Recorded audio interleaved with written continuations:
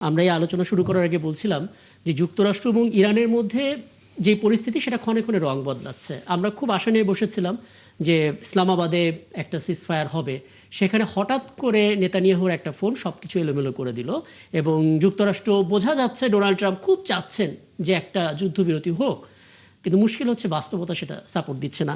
আমার সঙ্গে যুক্ত হবে রাজনৈতিক বিশ্লেষক এবং আন্তর্জাতিক সম্পর্ক বিশ্লেষক অধ্যাপক ডক্টর এ কে মতিনুর রহমান। আমি এ কে মতিনুর রহমানের মতামতটা নিয়ে তারপরে আসবো। এ কে মতিনুর রহমান, আপনাকে আমন্ত্রণ জানাচ্ছি, ধন্যবাদ জানাচ্ছি, আপনি আমাদেরকে সময়টা দিচ্ছেন এবং আপনি আপনার যে পর্যবেক্ষণ সেই পর্যবেক্ষণ অনুসারে একটু বলবেন যুদ্ধবিরতির কোনো সম্ভাবনা আপনি দেখছেন কিনা। দুটো ভেন্যু নির্ধারণ করা হয়েছে, পাকিস্তানের ইসলামাবাদ অথবা তুরস্কের ইস্তাম্বুল, কোনো জায়গায় কোনো আশাবাদ আপনি পাচ্ছেন কিনা? আমি এখন পর্যন্ত যে সিমটম আমরা দেখছি তাতে আশাবাদী হওয়ার আসলে তেমন কোনো কারণ এই মুহূর্তে নাই বলে আমি মনে করি। আচ্ছা, কারণ এখানে উল্লেখযোগ্য দিক হচ্ছে এই যুদ্ধটা শুধুমাত্র এখন মধ্যপ্রাচ্যের মধ্যে বিরাজমান নেই, এটি একটা বৈশ্বিক সংকটে পরিণত হয়েছে এবং বলা যায় যে মধ্যপ্রাচ্যকে ছাড়িয়ে আন্তর্জাতিক পরিমণ্ডলে অনেকগুলো দেশ পরোক্ষভাবে এর সাথে জড়িয়ে গেছে এবং এখানে এক ধরনের অস্তিত্ব এবং একটা বলা যায় যে আপনার স্ব দেশের তার যে মানে ইগো, এই ইগোটা কিন্তু বড় ধরনের একটা কাজ করছে। একদিকে ডোনাল্ড ট্রাম্প আর অন্যদিকে ইরান। কারণ ইরানের যেহেতু ইরান যুদ্ধে 40 দিন অতিবাহিত হলো, এখন পর্যন্ত তারা যুদ্ধে অব্যাহতভাবে টিকে রয়েছে। সঙ্গত কারণ তাদের নতুন করে হারানোর কিছু নেই। তবে মার্কিন যুক্তরাষ্ট্রের জন্য বড় ধরনের একটা চ্যালেঞ্জ যে মার্কিন যুক্তরাষ্ট্র না পারছে পেছনের দিকে ব্যাক করছে, না পারছে তার যুদ্ধকে অব্যাহত রাখতে। কারণ ইতিমধ্যে হরমুজ প্রণয়কে নিয়ে যে সংকটটি তৈরি হচ্ছে এবং সেই সংকটের সাথে চায়নাও কিছুটা জড়িয়ে গিয়েছে এবং আপনি উল্লেখ করেছেন তুরস্ক ইতিমধ্যেই একটা হুমকি দিয়েছে ইসরায়েলকে দখল করার ক্ষেত্রে।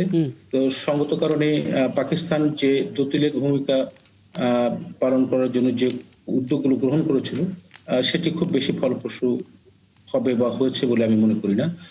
এটি সংকট আরো ঘনীভূত হচ্ছে এবং যেহেতু মার্কিন যুক্তরাষ্ট্র ইতিমধ্যেই তার নৌ বাহিনী এবং ইরান দাবি করেছে যে তারা জলদস্যুদেরকে দিয়েও মূলত আঘাত হানছে এবং হরমুজ প্রণালীর যে অবরোধটা সেটিকে যদি ক্রস করে মার্কিন যুক্তরাষ্ট্র সেখানে নতুন করে আবার হামলা করবে এবং এতে যারা তেল আমদানিকারক দেশ, বিশেষ করে বৈশ্বিক সংকটটি মারাত্মকভাবে ঘনীভূত হচ্ছে এবং এটি বিশ্বে ছড়িয়ে গেছে।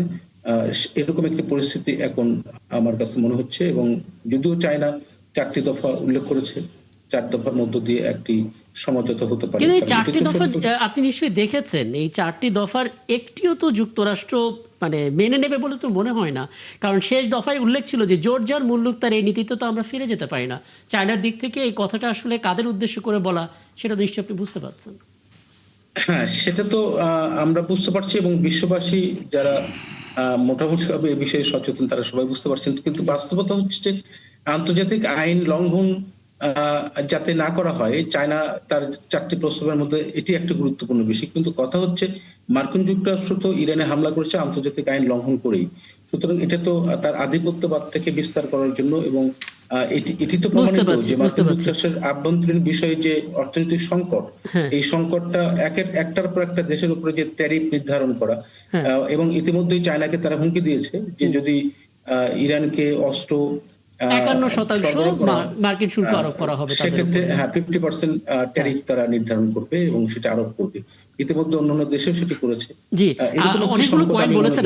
আমি এগুলো নিয়ে সর্দার ফরিদ আপনার কাছে আসবো এবং সর্দার ফরিদ আপনাকে 3টা ঘটনা বলি ছোট করে, 3টা লাইন। প্রথম লাইনটা হচ্ছে ইসরায়েলের সাথে তুরস্কের এক ধরনের স্নায়ুযুদ্ধ শুরু হয়েছে, ভীষণ রকমের উত্তপ্ত বাক্য বিনিময় রাষ্ট্রপ্রধানদের মধ্যে হচ্ছে।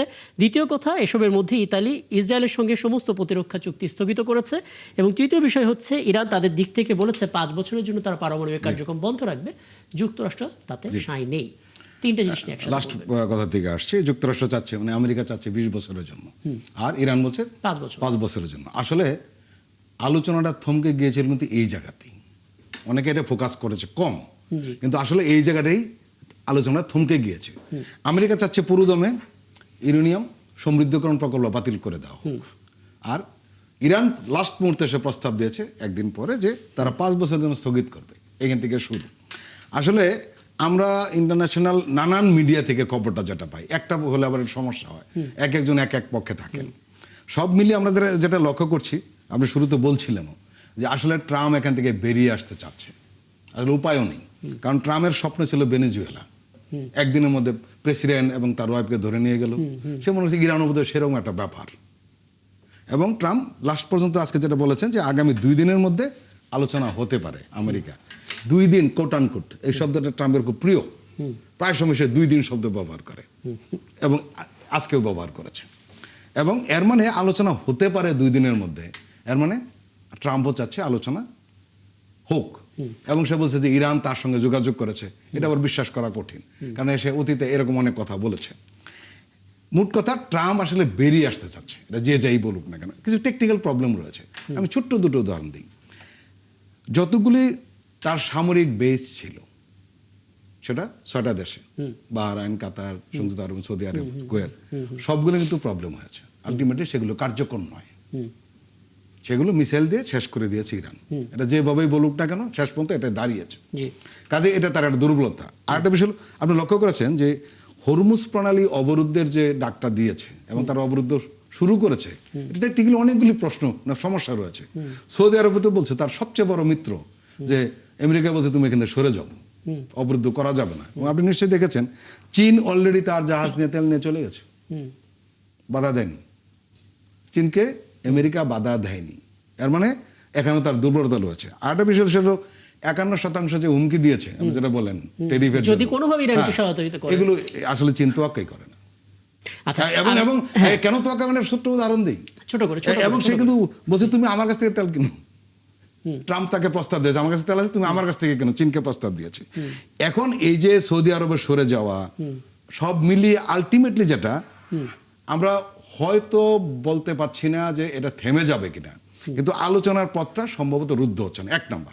2 নম্বর, একদিনের আলোচনা এই ধরনের বড় ঘটনার সমাধান হয়ে যাবে আপনি আশা করেন? আমি অন্তত ব্যক্তিগতভাবে আশা করি না। শুরুটা হয়েছে এবং খুব সম্ভবত আমি ব্যক্তিগতভাবে আশাবাদী যেটা হবে। এর কারণ কি জানেন, লেবানন আর ইসরায়েলের মধ্যে কিন্তু আলোচনা শুরু হয়েছে এবং 18টা দেশ এটাকে সাপোর্ট করেছে যে আলোচনা যাতে সফল হয়। সেখানে মার্কিন পররাষ্ট্রমন্ত্রী রুবিও উপস্থিত আছেন। না এগুলো এখন এরকম হয়ে গেছে যে আলোচনাটাও অনেকে প্রতারণা মনে করছে, কারণ এই যুদ্ধটা শুরুই হলো একটা আলোচনা একদিকে চলছে আর একদিকে হামলা দিয়ে। কাজেই এখানে একটু আশাবাদী হওয়ার সুযোগ একটু, সেটা কি জানেন, আসলে যুদ্ধে যা চেয়েছিল আমেরিকা সেটা তো হয়নি, এই কারণে হয়তো আমরা একটু আশাবাদী হতে পারি।